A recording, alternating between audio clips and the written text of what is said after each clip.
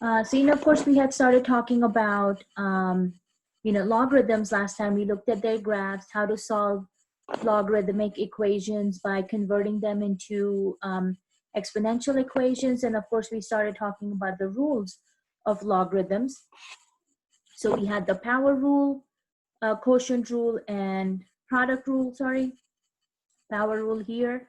And then I had also talked about inverse rules with you last time. So we've talked about all of these rules. Of course, you have a nice summary for all these different rules over here, depending on what the base of your function is. But keep in mind, whatever the base will be, these rules stay the same. So you can have a base A, common log, natural log, it doesn't matter. All the rules are going to be the same for your logarithmic functions. And then of course your comparison between the exponential rules and the logarithmic rules. So what we wanted to pick up today was right here with the base change formula. So when we're talking about the base change formula, the idea is, traditionally, if you look at your calculators also, you will see you only have the log or the natural log keys, right? Log is our common log, which is a base 10. Natural log, of course, is a base E logarithm. And back in the day when calculators were not used as extensively, we used to have to use, log tables. So when you were working with log tables, again, it's not necessary that they were giving you all the bases. Now, if you look at this expression over here, we are given 1.03 to the x power equals 5. And, of course, they're asking us to find the value of x. So since that x is in the exponent, we go ahead and convert this expression from an exponential to a logarithmic equation. So you end up getting log of 5 with base 1.03. So, again, if you had the log tables or if you have a basic calculator, you may not be able to change the base on your logarithm in there. And that's why we bring in this idea of a base change formula.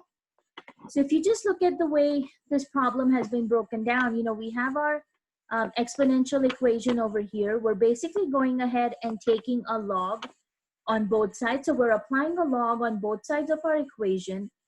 And the main reason that we do this is, so that we can take our exponent x, and by using the power rule, we can bring it down to the base level, and you end up getting x times log of 1.03 equals log of 5 on the other side. And then, of course, just to get x by itself, you go ahead and divide by this log of 1.03 on both sides. And, we end up getting this answer over here. So what we have done is basically by taking a log on both sides, you can, of course, see this is a common log, base 10. So now you can plug this into your calculator and, you will come up with this answer, approximately 54.4487. And, normally with these base change formula examples, we normally round them to 4 decimal places, and that's what you're seeing over here.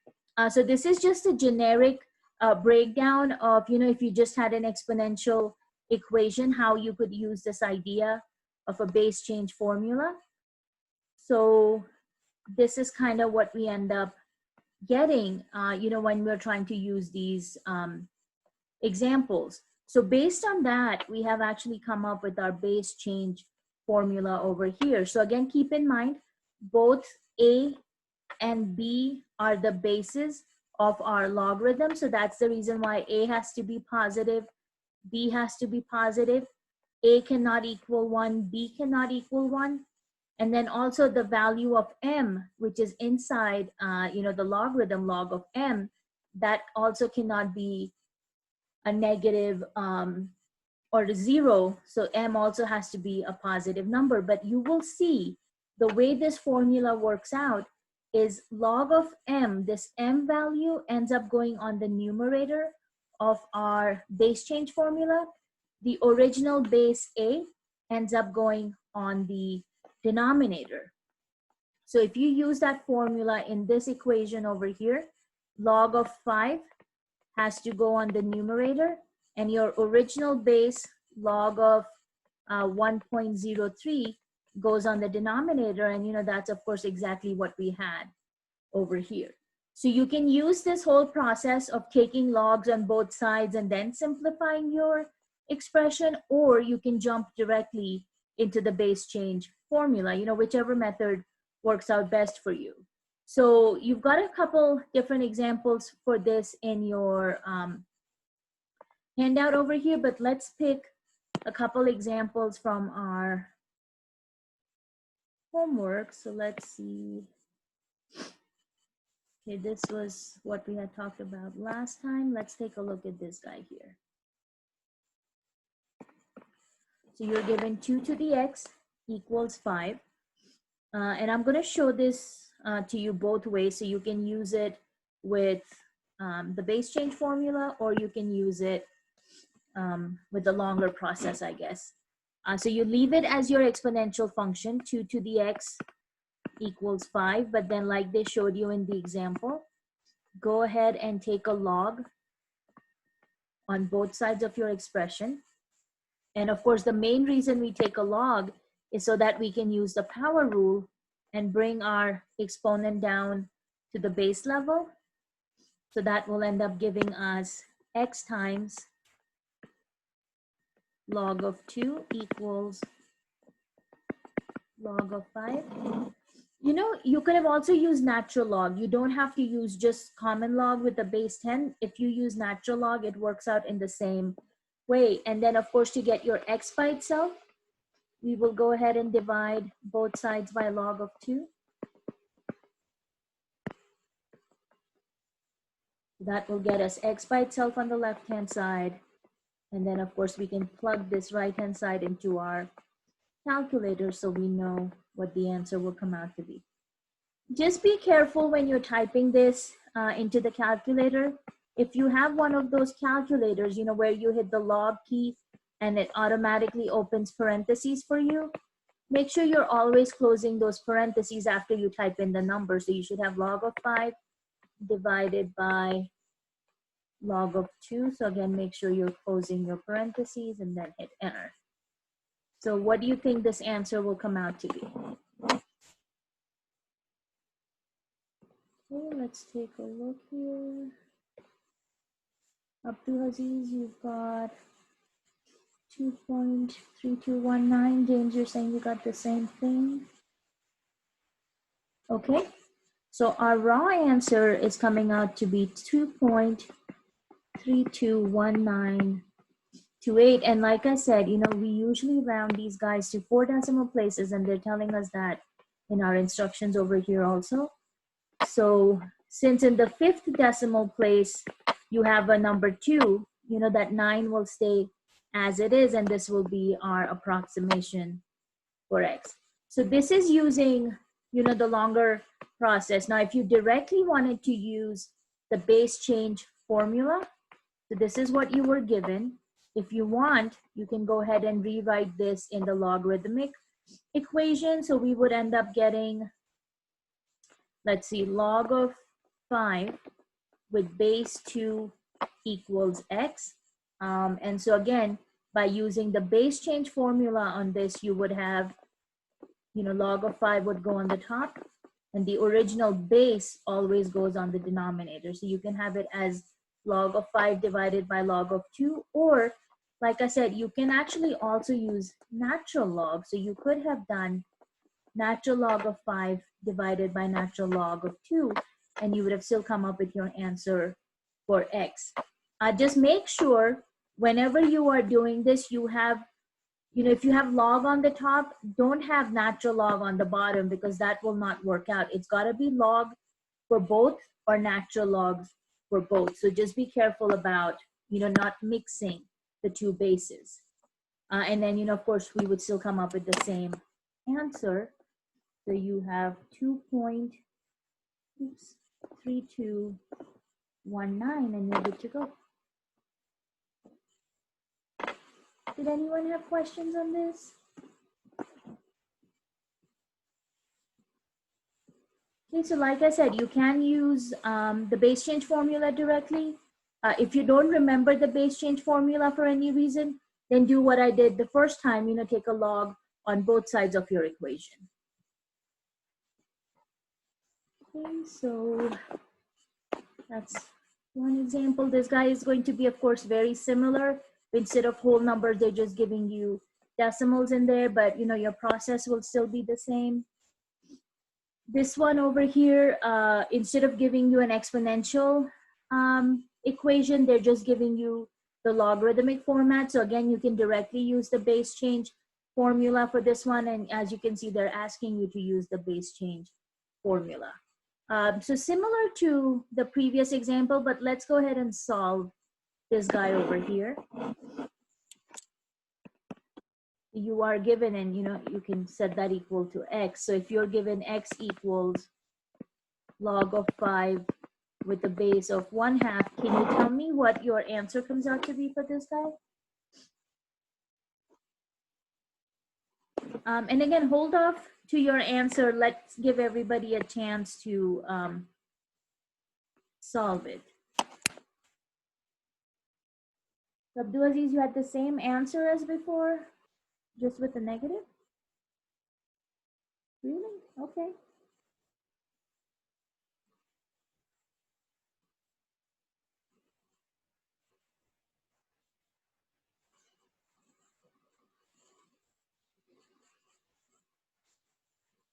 And again, please make sure you are using parentheses when you are plugging this in, or whatever format your calculator uses, because you want your calculator to know that you are taking that log of 1/2, right? Because that's your base. So just be careful about how you plug your numbers in. So did you get the same answer or a different answer than what Abdulaziz has sent us? Okay, Nathan, you're saying same. Alicia, negative 2.3219. James and Oliver, same. Okay, so you can directly use your base change formula in this case. So that, of course, tells us you can do the log of 5 on the top and log of 1/2 on the bottom. But instead of using log, I am using natural log, again, just to show you you don't have to be stuck with just the common log here. And what's happening is, since you have that natural log of 1/2, or if you did log of 1/2, that's actually where the negative sign is coming from. And so that's why we are ending up with this negative 2.3219. And you're still using the same numbers, 5 and 2, except the 2 is now a 1/2. Again, rounding it to 4 decimal places, we end up getting negative 2.3219. So always remember, these ones are being rounded to 4 decimal places. Usually they tell you that in your instructions, but it's definitely a good thing to remember. What did I do? That should be 3.219. There we go.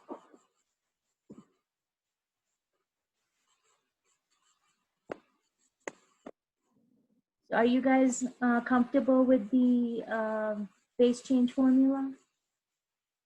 Did anybody have questions on any of this? Okay, so in the next section, we'll actually see again how these base change formula comes into play with other examples that we looked through. So this was our last example here in section 4.3. I did want to point out that in your handout for section 4.3, you will also see a couple of these application problems here. So this one is very similar to what we had done at the end of 4.2. They're again asking you to find the time, how long does it take for $100 to grow to $400 at 5% compounded daily. So you can take a look at this example in your video lecture. And then here's a different example. This one is actually asking you to find your annual rate of interest, so the R value. So if you have not seen the video lecture, I would again recommend you to take a look at it, because this is a really neat example. And again, you can kind of see how these exponential and logarithmic equations help us solve a question like this. So again, that is available in your video lecture. So in this last section for chapter 4, we are actually only going to be looking at these types of examples that you're seeing on the first page. You do have application problems in here. It's just not being included, but it's really nice to know, again, how these different logarithmic equations are used in, applications. So I have included two different examples over here. This one here is on radioactive dating.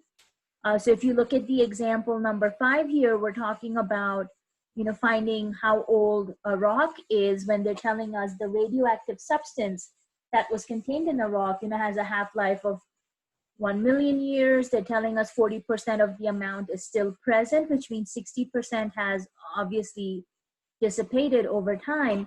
And so I actually have the whole example solved in here, so you can kind of see the process of how we were able to come up with the age of that rock.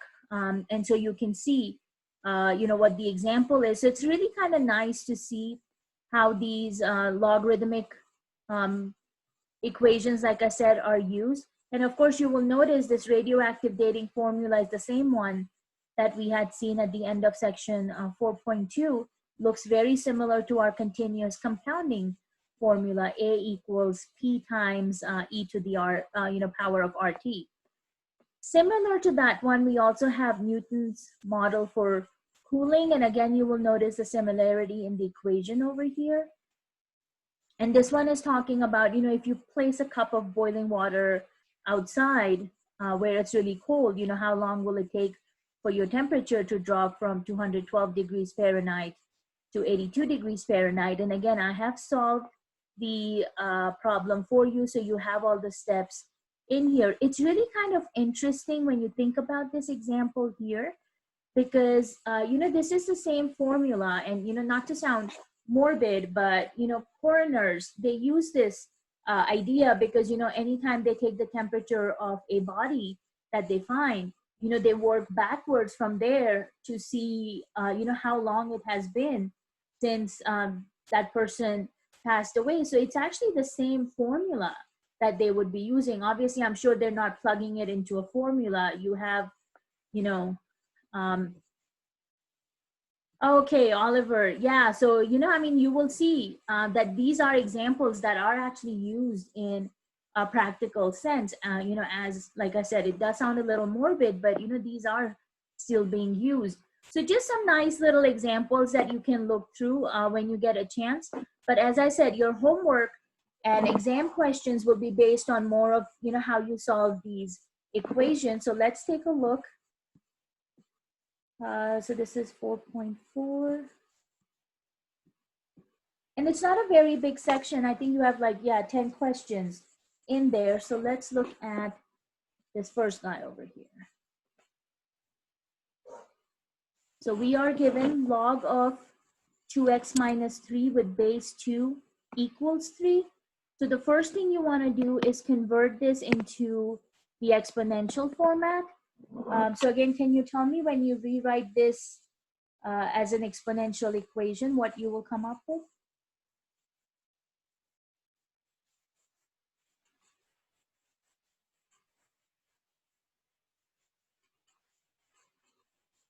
Okay, let me see. You've got 2 to the third power equals 2x. Yeah, very good. So your original base is 2. Well, we always have the exponent equal to your logarithm. So 3 is our exponent, and that will equal 2x minus 3. And the moment you convert this into the exponential notation, you can see how easy it will be for us to find x now. So let's go ahead and simplify that left-hand side. So what will you get for 2 to the third power?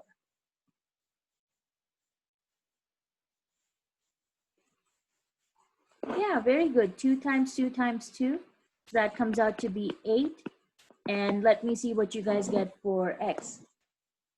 And they actually, I'm not sure if they want a decimal answer or a fraction. So give me both when you put your answer. So you're saying 11 over 2 for x, okay? Yeah, very good, because you would add the 3. Because, obviously we're trying to get x by itself. So that gives you the 11. divided by 2.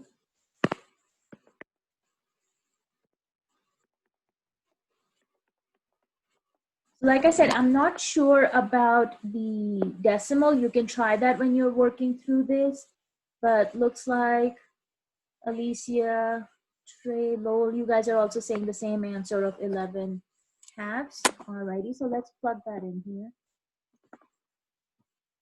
They are telling us they want the simplified form, so hopefully that will be good enough. Yeah, and there you go.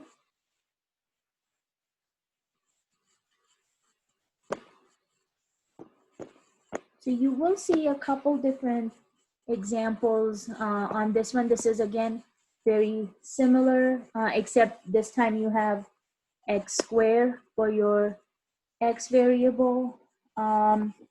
Let's take a look at this one. This will actually give an idea on what to do on that number 2 that we skipped over.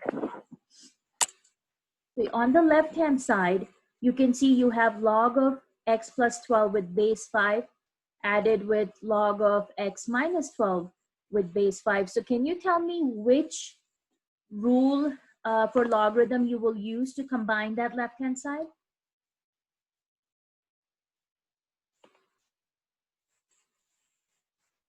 So those were the rules we talked about in section 4.3.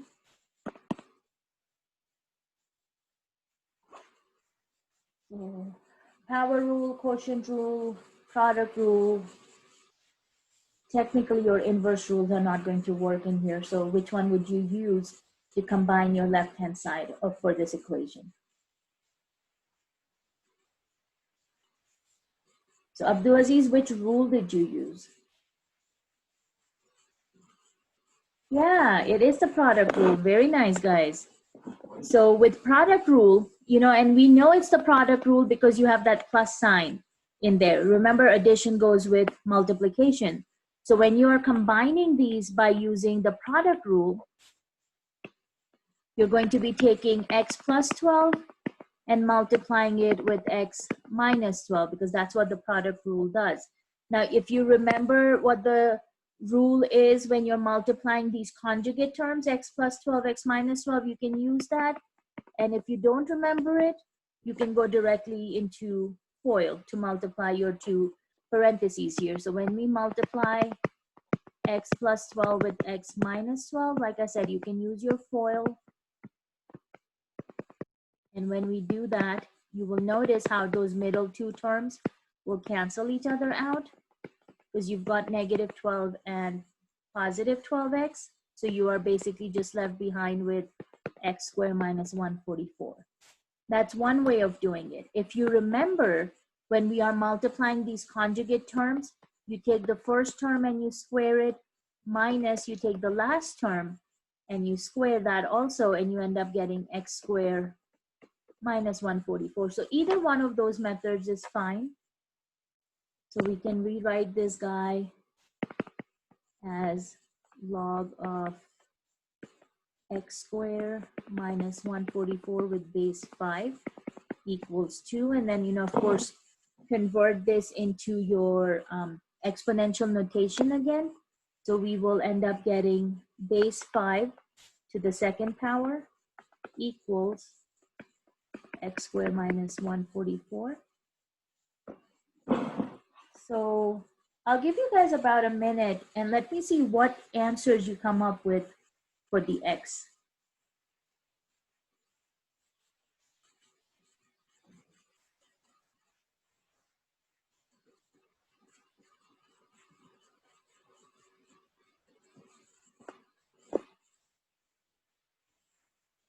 Just positive 13?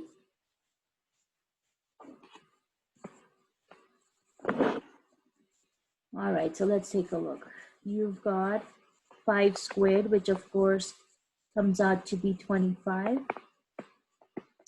To get the x squared by itself, we would go ahead and add that 144 to both sides.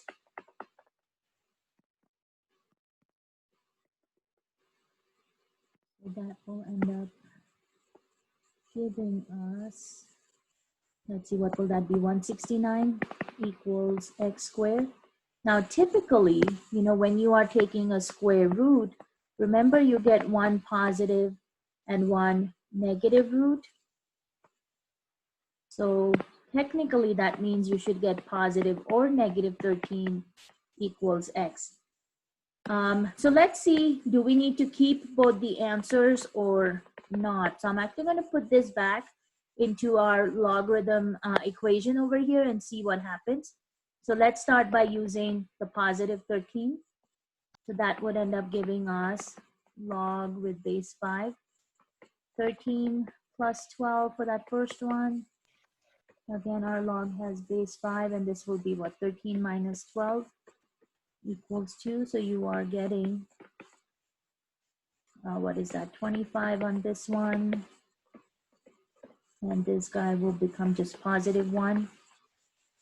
And of course, if we use the product rule here, again, 25 times 1, of course, is just going to be 25. And when we convert this into our exponential notation, you will have 5 to the second power, which is equal to 25. And you can see we will end up getting a true statement. And that actually tells us that, yes, 13 can be our answer for this equation. Now, if we try to do the same checking process with negative 13, let's see what happens.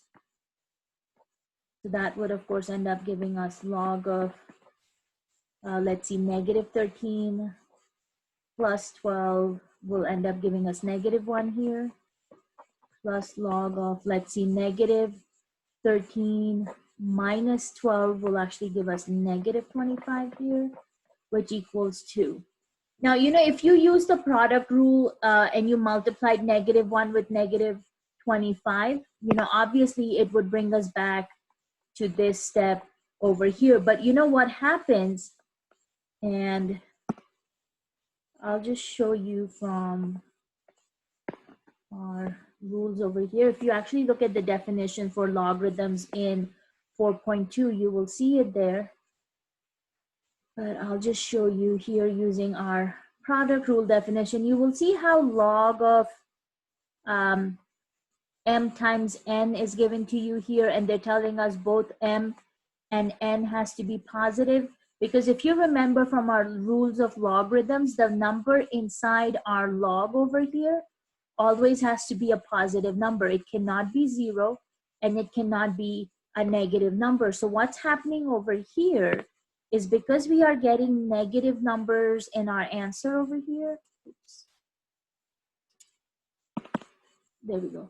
Since we have negative numbers in here for our log, that actually means we cannot use negative 13 as our answer set, because like I said, if you were to multiply this log of negative 1 and log of negative 25, it would bring you down to this step, which would give you a positive number here.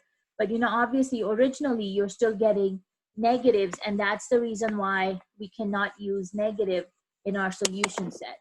So you will only have the positive 13 as your answer. But keep in mind, when you did that square root on your x squared and 169, you did technically come up with 2 answers, and make sure you check them in your logarithm to see, are they going to give you a negative answer? Because if they did not give us those 2 negative answers, we could have also used negative 13 in there. So just give me a second over here. So when you actually go back to this number 2, when you guys are working on this example, just make sure if you do come up with 2 answers for your x value here, that you are checking for both of them in the original equation to see if you can use both those answers. And if you cannot, then type 1 in. If you can use both of them, then like they're saying, use a comma to separate your answer. Does that make sense? Yeah, did anyone have questions on that? Alrighty. So again, you should have a couple different examples on this one over here. This example, I'm going to have you work on your own when you do your homework, but I'll just kind of guide you through a little simple process here. So of course, on the left-hand side, you can see Since this is a plus sign, you will use a product rule again. So you will end up getting natural log of, you know, whatever that product comes out to be when you simplify it, and then you will have natural log of 8 over here. So when you have natural log of, you know, x whatever equals natural log of 8, do you know how you will proceed? How will you move forward to simplify this? Because how will you get that x by itself so that you can solve this equation?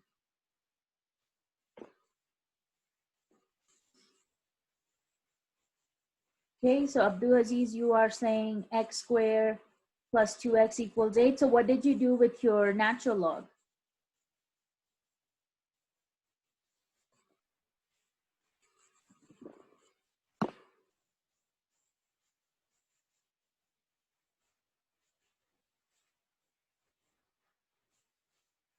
So let me actually show you. I think that's in section 4.2.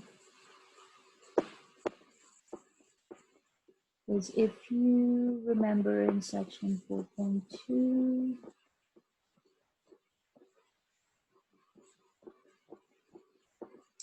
we had talked about this one-to-one property for logarithms where they said if your logarithm has the same base a, then your 2x values will be equal to each other. So that's actually the rule you are using in here, because this is coming from the one-to-one property. So since our natural log is the same on both sides, you can basically leave that natural log out, and then you can just take whatever values you have inside your parentheses, set them equal to each other, and then you can solve for your x. So that's the property you will be using in here. So like I said, work on that when you're doing your homework. If you get stuck, you need help, you know, of course I will be there to help you out with it. And then let's work on this next example, which will also help you out with the previous one. So let's take a look at this guy here. So we are given log of 25 plus log of x on the left-hand side equal to log of 7 minus log of x. So of course, as you can see, we will need to combine the terms on our left-hand side, combine the terms on our right-hand side. So since this is a plus sign, of course, we know we are using the product rule. And of course, you should notice that all of these are common logs, right? They're all logs with base 10, so we can definitely combine them together. So using the product rule on the left-hand side, you will end up with log of, let's see, 25 times x. On the right-hand side, since we have a minus sign here, we know that's going to be the quotient rule. So again, those two are common logs, so we can combine them together. 7 will go on the numerator, x will go on the denominator. So product rule on the left-hand side, quotient rule on the right-hand side. So again, this is similar to what we just talked about with that previous example with the natural log. So since these are both base 10 logarithms, you can basically leave those out by using the one-to-one property, and we can end up getting basically your 25x equals 7 over x. Okay, so what do you think we should do next here to simplify this equation or to solve this equation? What should be our next step?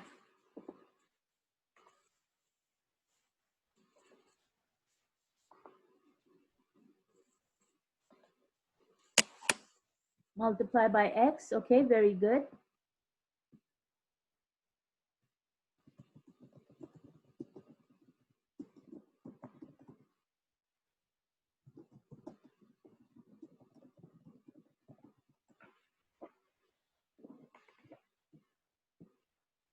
Okay, so when we multiply, very nice, both sides by x, of course your x will cancel out on the right hand side, and then on the left hand side we'll end up with, let's see, 25 x squared equals 7. Of course, again, we want to get that x squared by itself, so let's divide both sides by 25.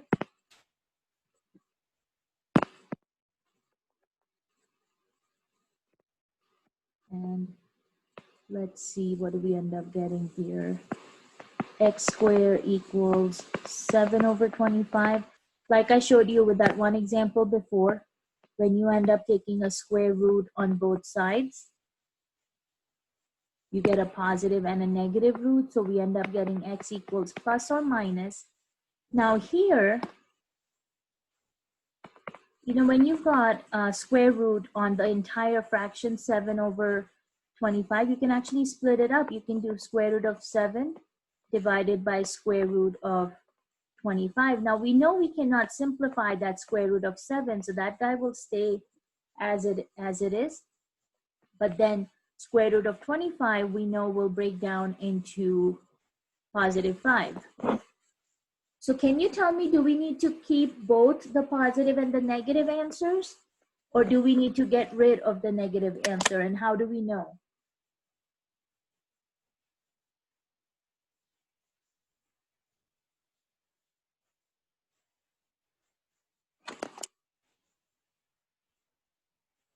Think about what happens when you plug in for your x into the original equation. What will happen?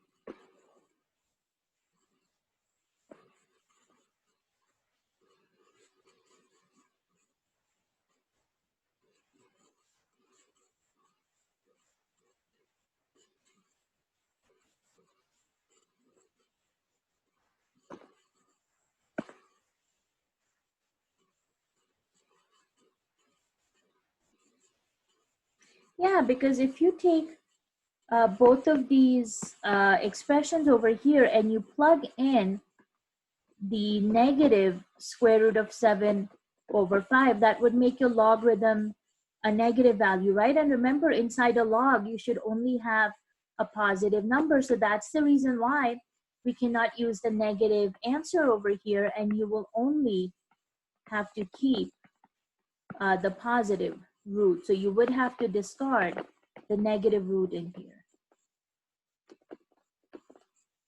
But you know, always make sure you're looking for that before you plug your answer in. So yeah, very good. You would only keep the positive answer. So this guy here will be square root of 7, and then outside of that, we divide by 5.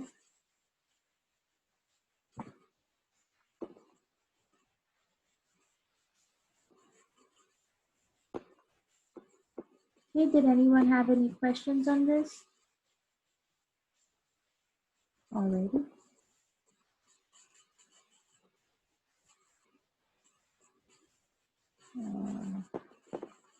So you should have a couple different examples on that. So these were all the examples which were using, you know, these logarithmic equations. Now we are actually getting into these types of examples where they're asking us to solve the exponential equation. So let's take a look at this guy over here. So you can see we are given 2 to the power of x minus 2 equals 11. So since our x, the unknown value, is in the exponent, that means we will need to convert this into a logarithmic format. So what do you think this will look like when we change it to a logarithm?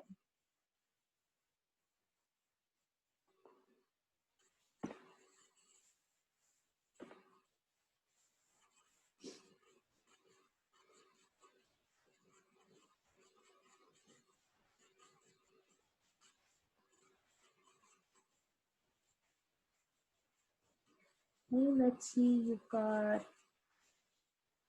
x minus 2 log of 2 equals log of 11. Okay, so it looks like you're actually taking a log on both sides there. Okay, Nathan, you've got log of 11 with base 2 equals x minus 2. Yeah, so you can use what Abdul Aziz had, where you're taking a log on both sides and then using the power rule, or you can just take this as log of 11 with base 2 equals your exponent, which in this case happens to be x minus 2.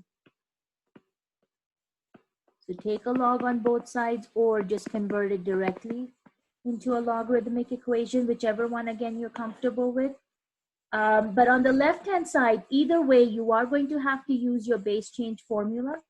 So that means we can, again, use log or natural log. You can do log of 11 on the top. Log of 2 will go on the bottom. And then x minus 2. So simplify the left-hand side first. Plug that in your calculator, get an answer. Now keep in mind, your instructions are specifically telling you do not round your answer until the very final step. So don't round when you do this log of 11 divided by log of 2. Keep all the decimals. You only round your answer once you get to the very final step. And that's where, of course, we'll round it to 4 decimal places. So what are we getting on the left-hand side when we perform that division?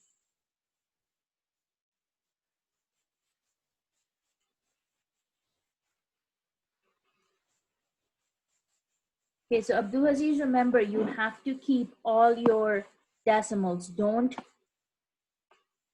round even to 4 decimal places. Don't round it right now. So your raw answer should be 3.459431619. Keep all those numbers, and of course leave it on your calculator. Don't erase it out, because the only extra step that we have to do 3.45943161. Yeah, and that's fine, because depending on your calculator, those last few digits can look different depending on what your calculator is doing for the rounding. But leave the answer as it is on your calculator, and all you have to do to get your x by itself is just add that 2 over to the right-hand side. And then, of course, you can see when we add 3 plus 2, that will end up giving us 5. So your final answer will come out to be x equals 5.4594. Yeah, and now you can do the rounding. Very good.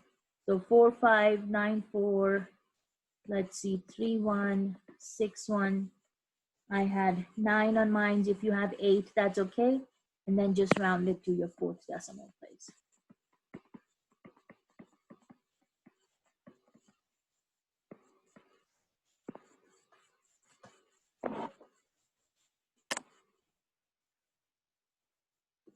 So this is kind of one of the examples I was mentioning, that, the base change formula then just kind of becomes a part of solving, the bigger picture, which in this case was solving for our x in this entire equation.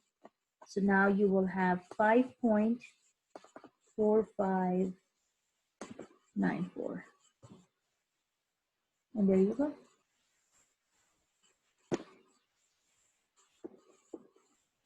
So are you guys okay with this one? Yeah, alrighty.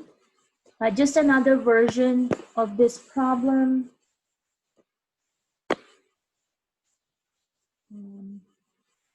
This one again actually is very similar to what we had looked at before. So let's take a look at this guy here.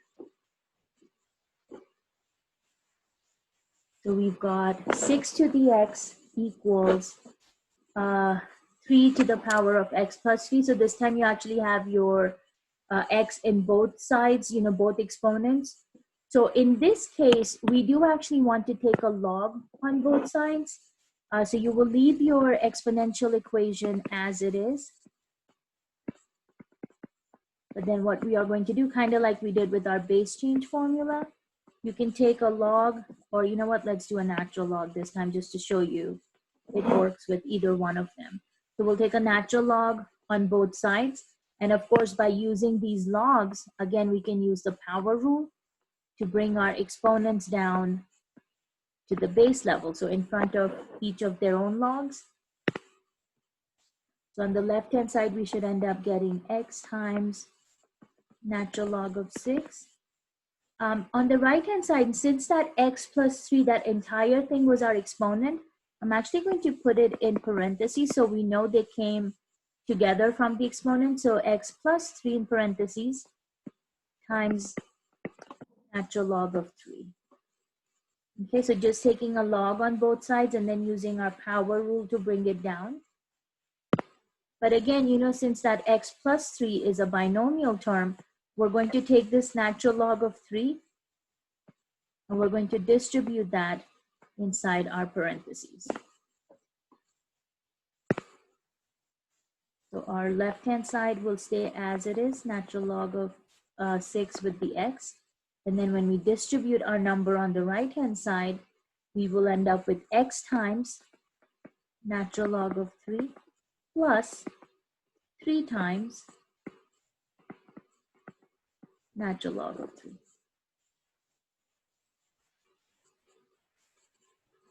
Okay. So, you know, just think of natural log of 3 like it's just a number, you know, like a number, whatever, number 3, number 6, doesn't matter.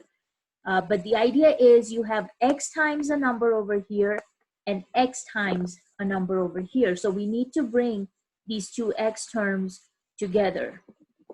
So what we are actually going to do is I'm going to take this x times natural log of 3 and I'm going to subtract it so that I can bring it to my left-hand side. Because I want to bring those x's together. So we're subtracting that guy.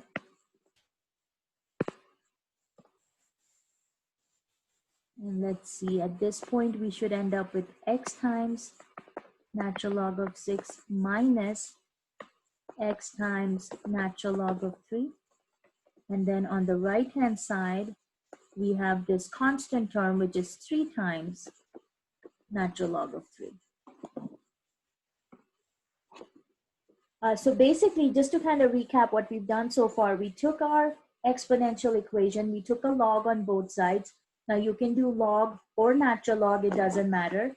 Then by using the power rule, we brought down our exponents to the base level. Since x plus 3 was a binomial term, we ended up distributing that natural log of 3 inside the parentheses. Now you have x times natural log of 6 on the left-hand side, x times natural log of 3 on the right-hand side. So we want to bring our x terms together on the same side. So that's why we go ahead and subtract x times natural log of 3, move it to the left. And then on the right-hand side, we're just left behind with 3 times natural log of 3. Now that you have brought your x terms on the same side, I have x over here and I have an x over here. So basically, you're going to factor it out as your common value. So we take this x and bring it outside as our greatest common factor. And then from the first term, you are left behind with natural log of 6 minus from the second term, we are left behind with natural log of 3. So this is how you separate your x variable from the numbers, the natural log of 6 and natural log of 3. Right hand side, of course, stays the same. So now to get your x by itself, we will go ahead and divide by this whole big bracket over here on both sides.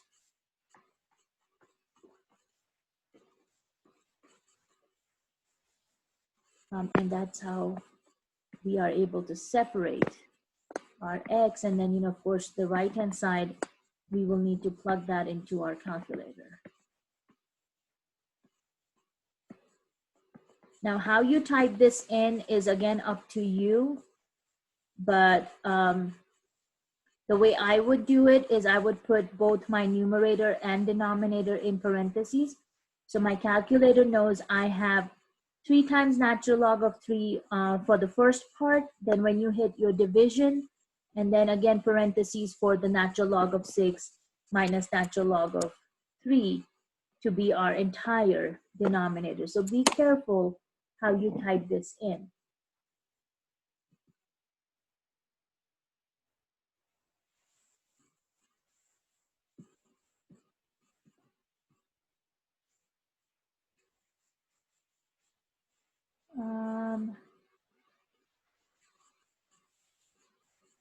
X divided by x plus 3 and natural log of 3.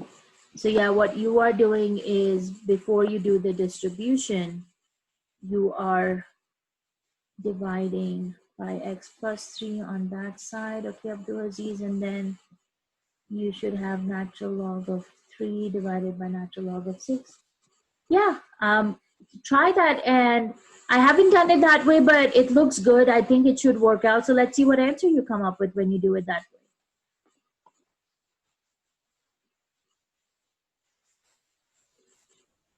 So what answers are you guys coming up with?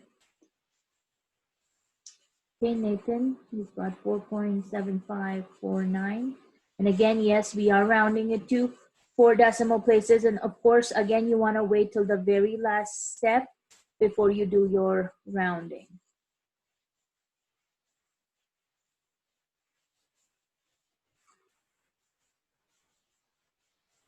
So does anybody else have that same answer? James, you do, okay.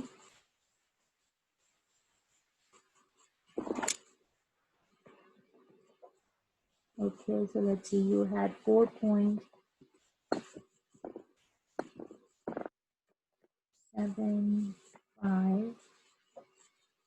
Oliver, same thing, okay, 754,887. So when they ask you to round it to 4 decimal places, you're going to this number here. And since in the 5th decimal place, you have another 8, which makes that first 8 go up. So yeah, very good. 4.7549, that looks good.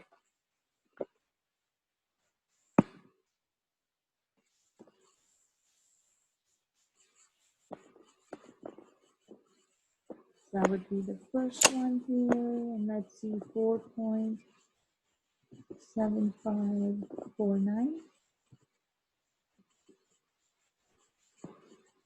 Alrighty. Abdul Aziz, did you have the same answer?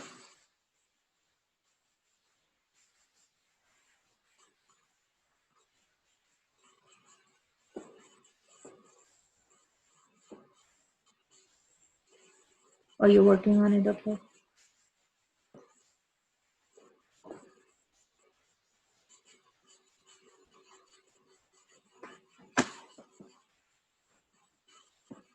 Okay, so while he's working on it, did anybody have a question on this example?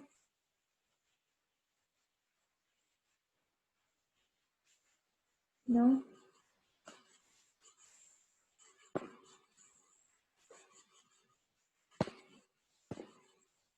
Okay, so let's see. So this is one type of example, and you will actually see there is going to be just a little bit of a different example here. So you can see how our bases were 6 and 3 over here, and honestly, we couldn't do much with those bases. But if you look at this example here, you see how you have 4 as a base on one side and 16 as a base on the other side. So for examples like these one, my recommendation is, if you look at that number 16, you got the same answer, Abdulaziz? Okay, very good. How can you rewrite that number 16?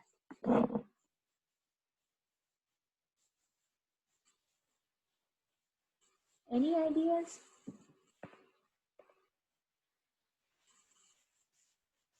Okay, I was actually thinking the other way around. Yeah, you could write it as 4 to the second power. And you know what? That actually means you won't have to use the logarithms if you can recognize that you can rewrite the 16 as 4 to the second power, because then you will have 4 to the second power. And then, of course, you still have that exponent of 3x on that 16.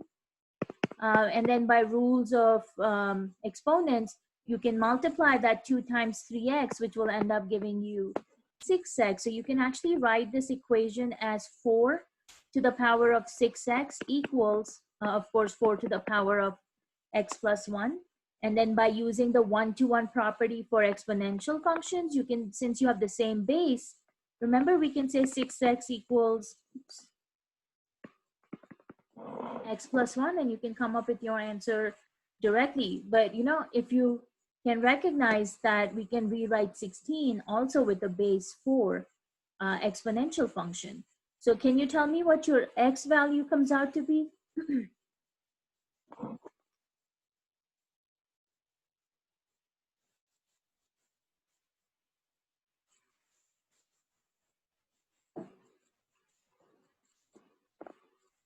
Okay, let's see.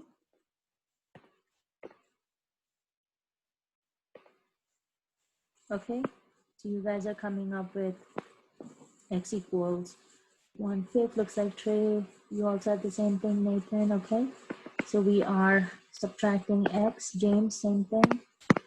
Alrighty, so yeah, let's see, what do we have here? 6 minus 1, of course, will give you 5x equals 1. Divide both sides by 5. Didn't really need to write it that badly. And then, of course, they are still asking us for the answer rounded to 4 decimal places. So when you round this, well, actually, you won't need rounding because 1/5 comes out to be just 0.2, right? So, slap 3 extra zeros at the end, then you're good to go.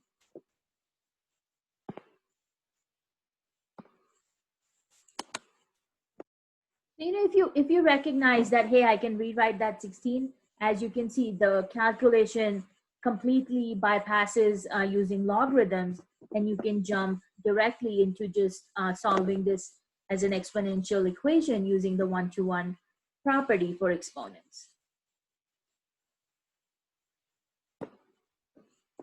And if you did not recognize it, it's okay, because you will get the same answer if you use the logarithms also.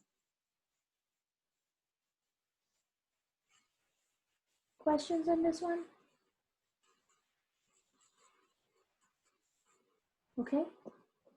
And I think your next example is also going to be somewhat similar to what we had done before this last example, because obviously you've got bases of 2 and 7, so we won't be able to convert them to the same base, but you can use logarithms to solve this. So this is your last example on 4.4. So again, remember, those are these types of examples here from your handout. Now, as far as chapter 4 goes, this is it. This will be everything that we've done. You can see that in your homework problems. So remember, you need 90% on all your homework sections. Your quizzes, practice exam are available. I believe, and I know I had seen this earlier, I think there are 16 questions on the exam, if I remember correctly. So we'll be taking our exam on Monday afternoon, and then of course we'll get started with chapter 5 after that.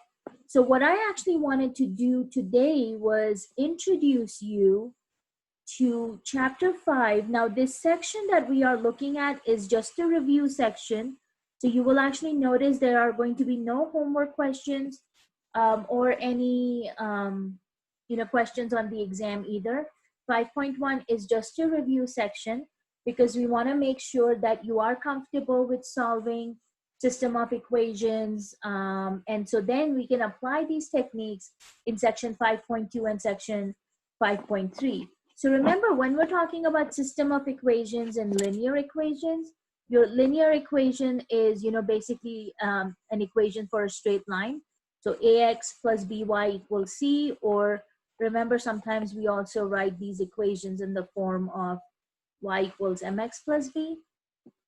So in a system of equations, basically you can have two equations or more. Most of the times we kind of look at them with two equations. Every now and then we'll do three equations in a system. And so since these are linear equations in two variables, and your two variables are going to be x and y, that means we're looking at how these lines interact with each other. And honestly, with a system of equations, where the equations are linear equations in two variables, there's three things that can happen. Those two lines can intersect each other at one point. So your point of intersection becomes the solution for your system, right? Because that point is going to be the only point which is going to be common between both your lines. You can have what you're seeing in the second example over here, which means they are overlapping lines. So they are basically the same line. Or those two lines can end up being parallel lines, which means they will never meet, they will never touch each other. So of course that means you will have no solution. So when the two lines intersect at one point and you have this point of intersection, we say that our system is a consistent system. Our equations are called as independent equations then. And of course, you will have exactly one solution because that's going to be our point of intersection. So for these types of lines, you will actually have both the lines with different slopes. And that's the reason why they will end up intersecting each other. Now, if you end up with the second scenario where the two lines are overlapping lines, which basically means they're exactly the same line, again, we will say this is a consistent system, but then our equations are called as dependent equations. And they're talking about having infinite number of solutions. So they're saying we'll have infinitely many solutions because what happens is each point on the line is going to be your point of intersection because it is going to be common between both the lines. And so since these lines, are going to keep growing in each direction, you will just have infinite number of solutions. So for lines like these, they have the same slope and the same y-intercept because, like I said, they are exactly the same line. And then our last scenario will be where the two lines are parallel. So like I said, they don't touch, they don't cross each other. So since they will have no point in common, we basically say there is no solution to the system and it becomes an inconsistent system since we don't have a solution to them. And this happens when your lines have the same slope but different y-intercepts. So like I said, 3 different scenarios.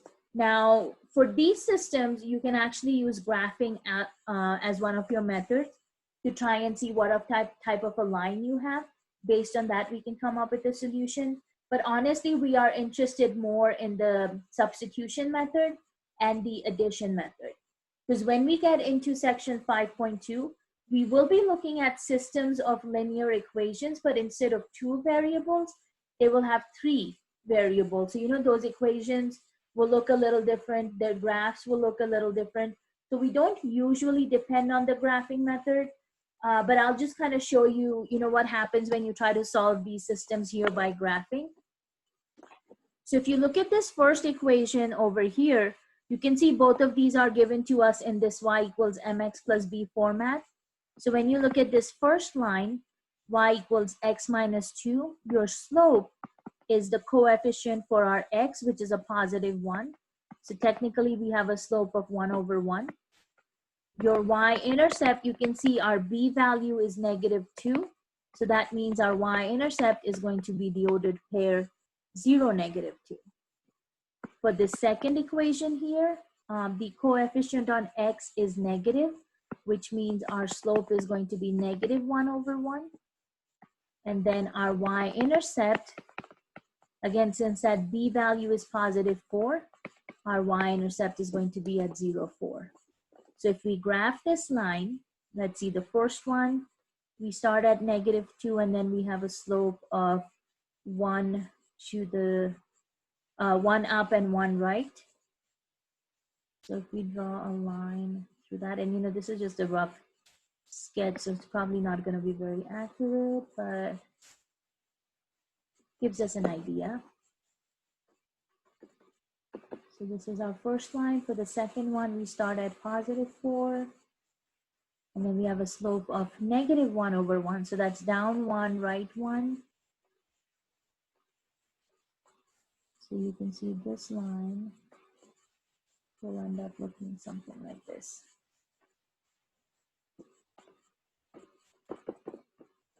But obviously you can see that the two lines are in fact intersecting at one point.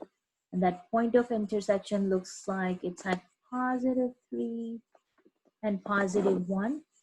So we can go ahead and check and see if, this point will satisfy both our equations. So if you start with the first one, y equals 1, x equals 3, and you have 3 minus 2. So we know 3 minus 2 is going to equal 1. So you're getting 1 equals 1. So that's a true statement. So we know this is a point on the first line. If I check with my second line, again, my y value is 1.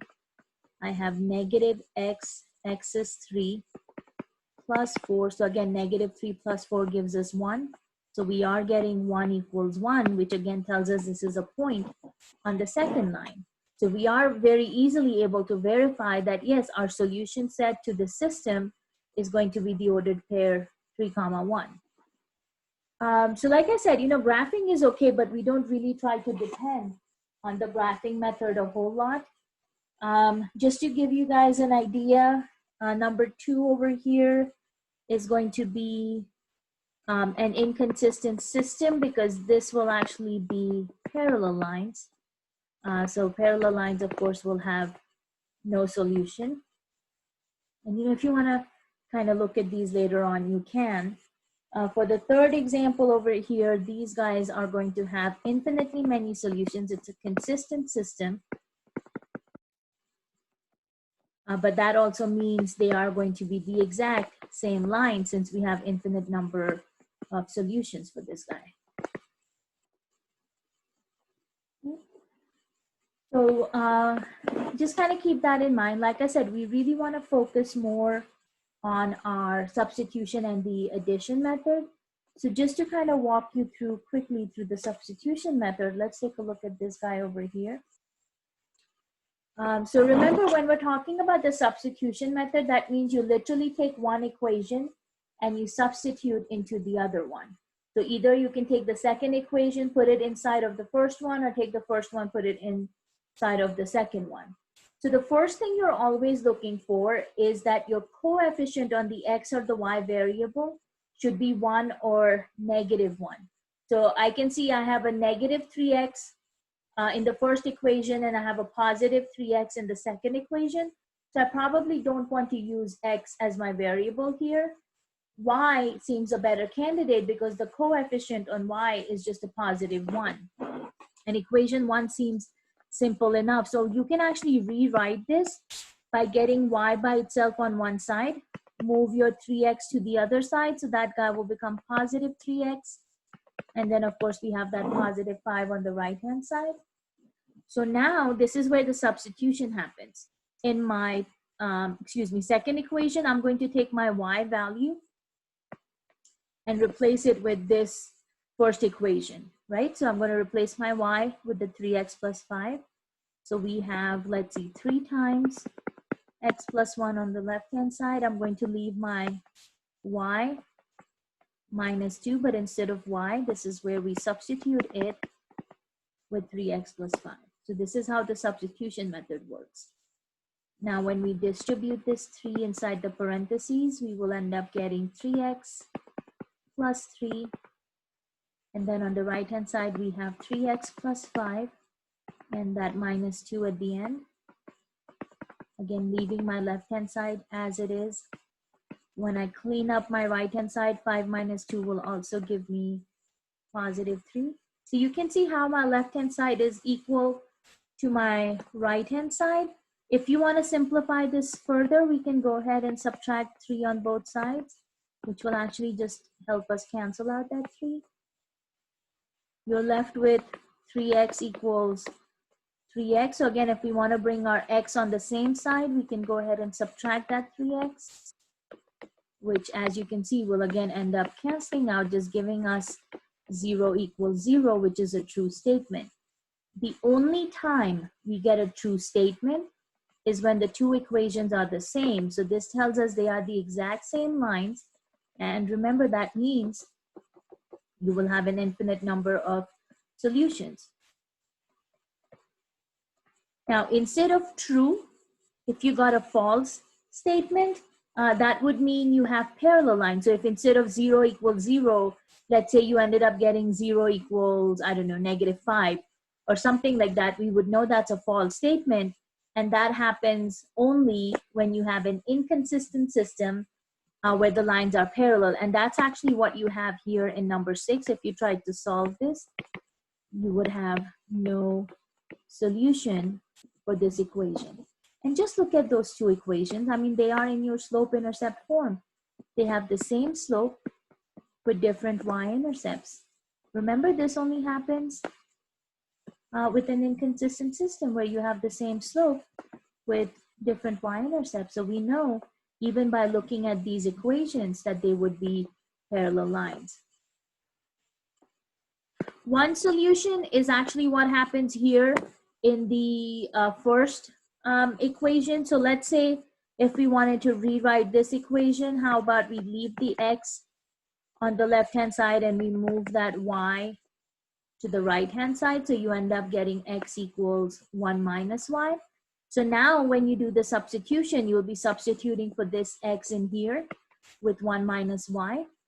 So you will have 2 times x, I'm going to leave that blank, minus 3y equals 8. So when I make my substitution, instead of x, we replace it with 1 minus y. And that's one thing I forgot to mention. Once you successfully perform the substitution, you should have only one variable left in your equation. So as you can see, this equation has only y variable in there. There's no more x. When we did the substitution over here in this equation, you can see we had only the x variable left behind, the y had gone. So just kind of keep that in mind, you know, when you are working through these substitution examples. So let's solve this guy over here. We'll start by distributing that 2 inside our parentheses. So 2 minus 2y minus 3y equals 8. You know, of course, combine your like terms. So we will end up with 2 minus 5y. And what do you think will get the answer for our y in this case? Because you will see your y doesn't cancel out like it did in the example after this one. So when you have exactly one solution, your variables do not cancel out like they do for same lines or parallel lines. You're getting negative 6/5. Okay, let's take a look here. So we can start by subtracting that 2. We get negative 5y equals 6. Very nice. Divide both sides by negative 5. So now that you have your y value, go back to your equation and find x. And I guess we can do the first equation here, x plus y equals 1.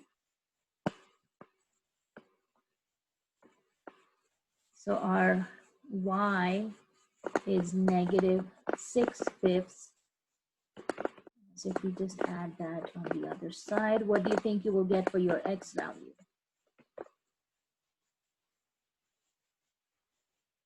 (11/5). Yeah, because you're adding 1 plus 6/5. You can actually, you know, find a common denominator, multiply this guy with 5. So you end up getting 5/5 plus 6/5.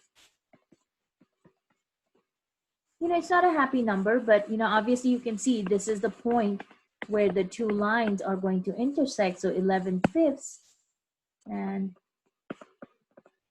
negative 6/5.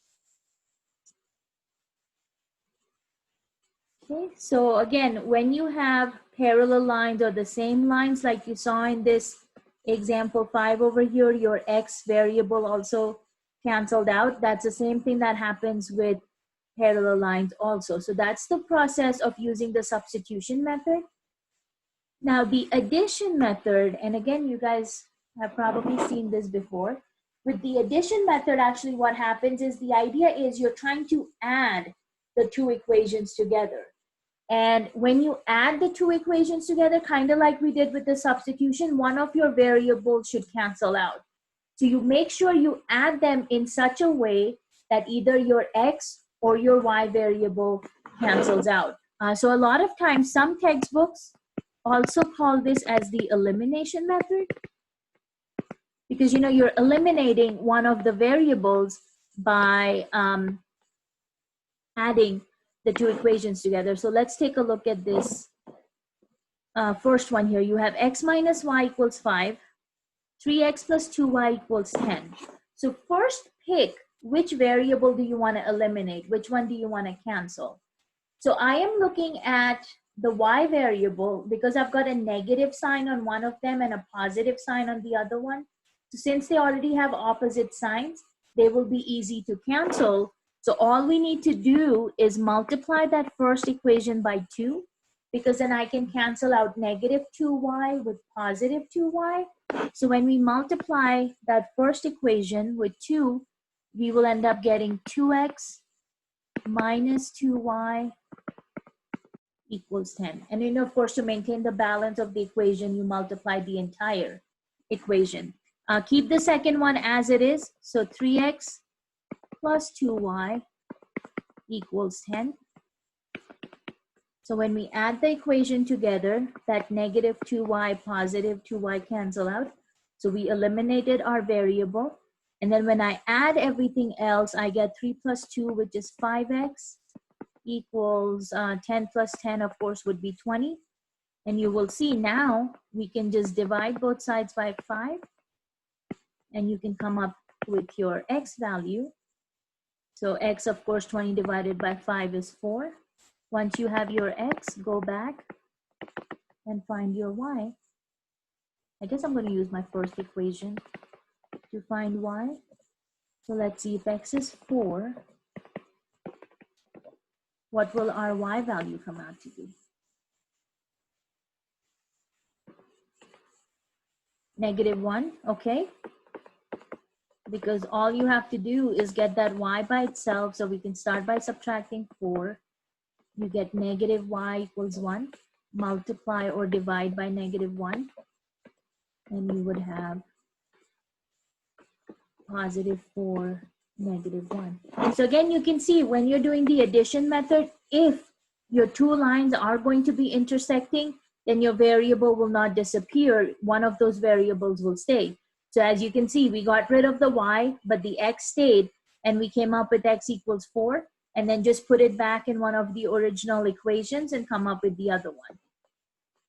Now, if you look at number 8 over here, if you actually notice, I have a positive x on the first equation, negative x on the second equation.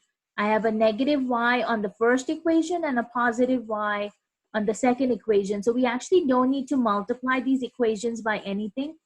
Just, correct the order of the second equation. So I'm going to leave my first one as it is, and then I'm going to rewrite the second one. So I've got negative x, I'm going to put that here. This is a positive y, so that goes next. And then, of course, you have a +5 on the other side.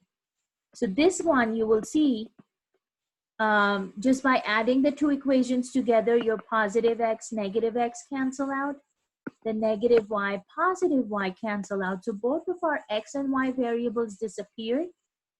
And then on the right-hand side, when I add 7 with 5, I get a 12, right?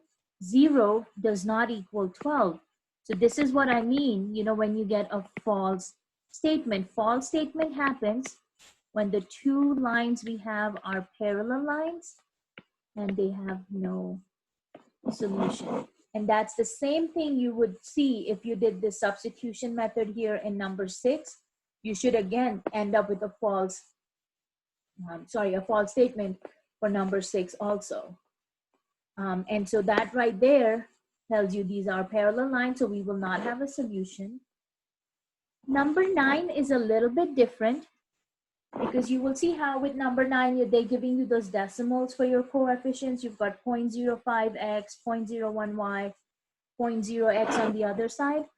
So let's get rid of those decimals first because it will make our life a lot easier if we get rid of those decimals.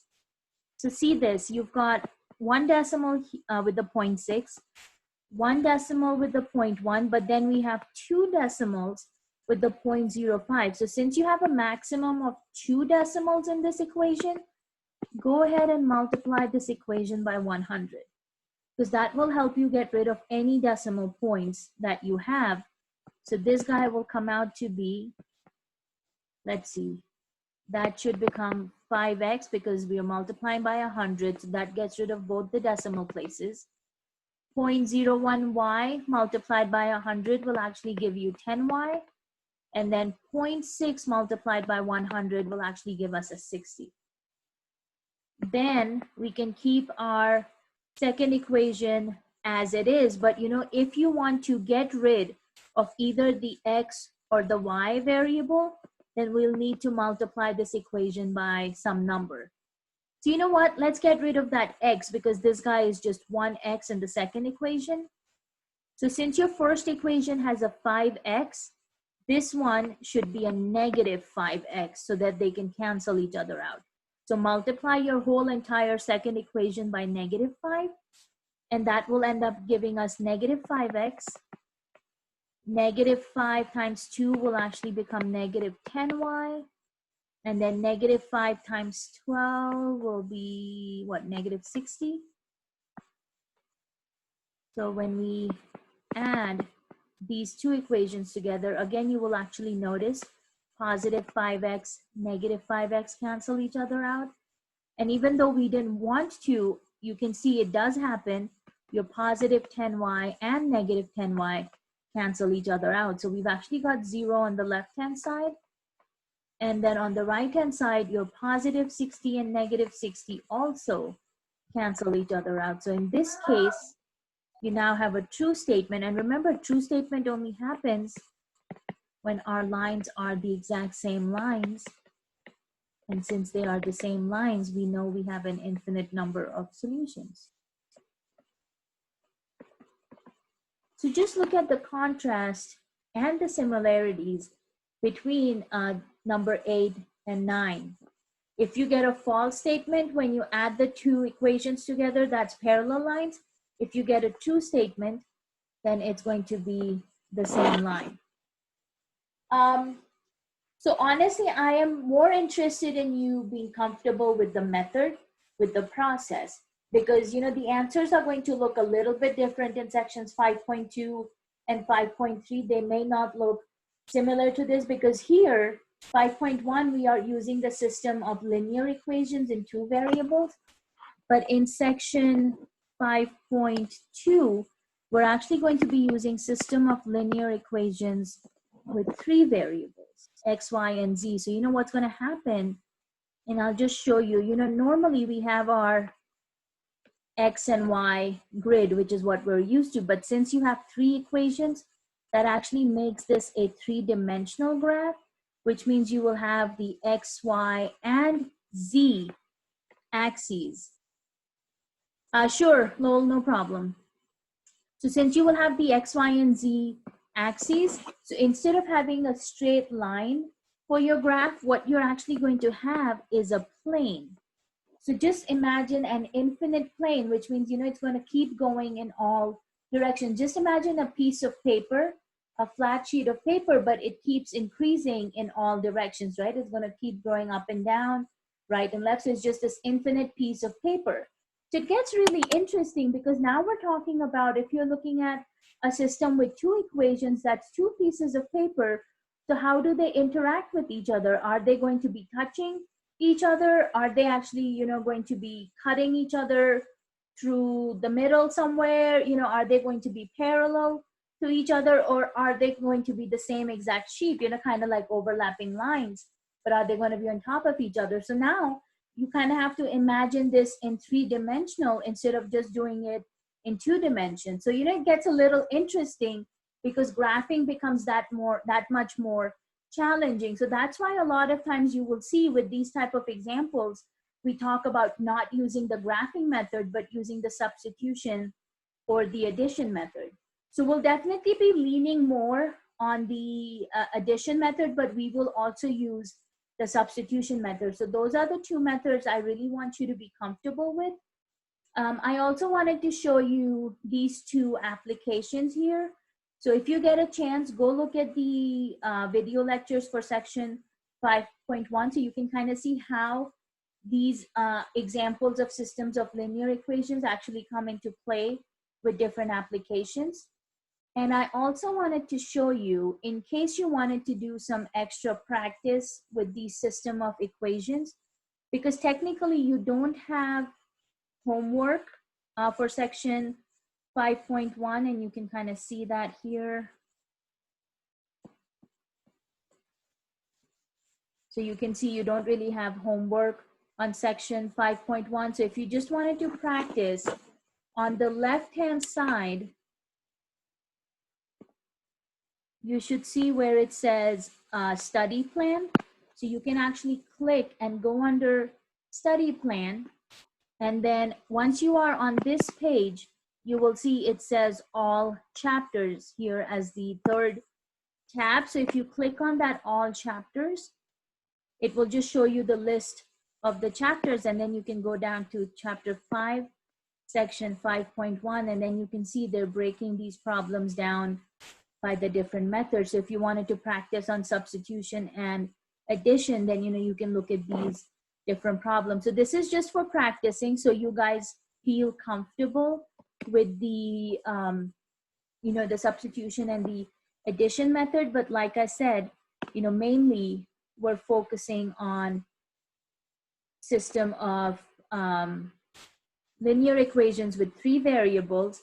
And actually in section 5.3, we will be talking about system of nonlinear equations. So that's actually where we will be talking about, what happens if you're looking at parabolas or absolute values or even exponential and logarithmic functions. What happens when you have some of those in a system, and how do those solution sets end up looking like. So yeah, just keep in mind 5.1 is only a review section. You don't have any homework on this. You will have no exam questions from 5.1, but just practice with this elimination and substitution method. So for Monday, you guys are looking at finishing all of homework for chapter 4.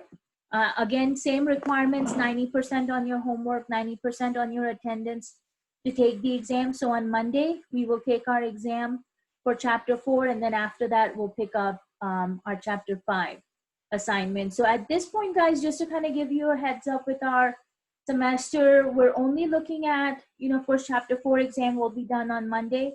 Then you have one more chapter exam for chapter 5. And since there are only 2 sections for chapter 5, you can imagine that test is not going to be very long. So we have chapter 5 and chapter 7. And as soon as we finish those, we're ready for our final. So we're pretty much getting to the last half of this course. So if you have, again, any questions on your homework, anything you get stuck on, let me know. I do have office hours tomorrow. And then again, I'll have office hours before your class on Monday. So anything you get stuck on, you will, just send me an email. And then Cesar, you asked me if you need 90% on the quizzes. So no, to get to the quiz, you need 90% on your homework, but you don't need a grade of 90% on your quiz. Whatever highest grade you get is fine. The quizzes do count for a grade. So you make sure you take the quiz. The practice exam is optional. So if you have time, you can work on the practice exam. If you just want to look through the questions, you can, but that's not for a grade. And you don't need 90% on the quizzes. The higher grade you get, the better it is for you. So you know what? We're going to stop right here, guys. I don't want to start section 5.2. I want to give you time to finish chapter 4. And then once we're done with chapter 4, we'll pick up chapter 5. So I've given you a little bit to think about with that section 5.1. So just practice with that and let me know if something comes up. Okay. All right, guys, have a wonderful weekend. Good luck, and I will see you on Monday afternoon. Take care, guys. Be careful. Thank you. Thank you. See ya. Bye-bye.